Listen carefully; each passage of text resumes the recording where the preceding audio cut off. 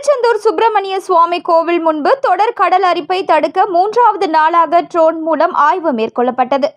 முருகப்பெருமானின் அறுபடை வீடுகளில் 2ஆம் படை வீடாக விளங்குகிறது திருச்செந்தூர் சுப்பிரமணிய சுவாமி கோவில். இந்த கோவிலுக்கு நாள்தோறும் ஏராளமான பக்தர்கள் வருகை தருவார்கள். கோவிலுக்கு வருகை தரும் பக்தர்கள் கோவில் முன்புள்ள கடற்கரையில் புனித நீராடி கோவிலில் சுவாமி தரிசனம் செய்வார்கள். இந்த நிலையில் தொடர்ந்து கோவில் கடற்கரையில் கடந்த 1 மாத காலத்திற்கு மேலாக கடலின் சீற்றம் அதிகமாக காணப்படுகிறது. கடலின் சீற்றத்தின் காரணமாக கோவில் முன்புள்ள கடற்கரையில் அதிக அளவில் கடல் அரிப்பு ஏற்பட்டு வருகிறது. இதனால் சுமார் 50 அடிக்கு 8 அடி ஆழத்திற்கு இந்த கடல் அரிப்பு ஏற்பட்டுள்ளது. இதனால் பக்தர்கள் கடற்கரையில் கோவில் முன்புள்ள படிக்கட்டு பகுதியில் இருந்து கடலுக்குள் இறங்க முடியாத நிலை ஏற்பட்டுள்ளது. இதனால் படிக்கட்டுகள் பகுதியில் தகரம் மற்றும் தடுப்பு வேலிகள் கொண்டு பக்தர்கள் இறங்காதவாறு அடைக்கப்பட்டுள்ளது.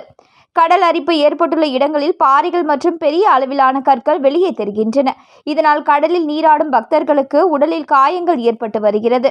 எனவே கடல் அரிப்பை உடனடியாக தடுக்க நடவடிக்கை எடுக்க வேண்டும் என்று பக்தர்கள் தொடர்ந்து கோரிக்கை விடுத்தனர்.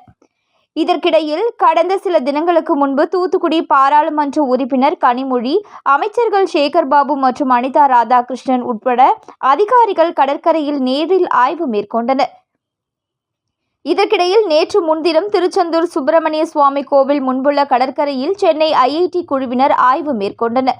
திருச்செந்தூர் சுப்பிரமணிய சுவாமி கோவில் கடற்கரையில் இருந்து அமளி நகர் வரை கடல் அரிப்பு குறித்து ஆய்வு மேற்கொண்டனர்.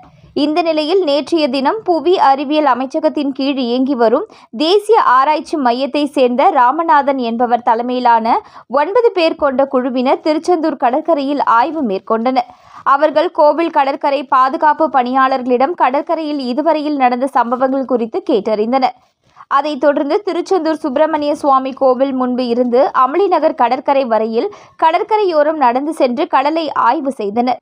தொடர்ந்து 3வது நாளாக இன்று திருச்செந்தூர் சுப்பிரமணிய சுவாமி கோவில் முன்புள்ள கடல் பகுதியில் ட்ரோன் மற்றும் GPS கருவிகள் மூலம் நிகழ்நேர இயக்கவியல் குறித்தும் விஞ்ஞானிகள் ஆய்வு மேற்கொண்டனர். 3 நாட்களாக ஆய்வு மேற்கொண்ட ஆய்வறிக்கையை உயர் அதிகாரிகள் முன்னிலையில் அறிக்கை தாக்கல் செய்து அதை தமிழக அரசிடம் சமர்ப்பிக்க உள்ளதாக விஞ்ஞானிகள் தெரிவித்தனர்.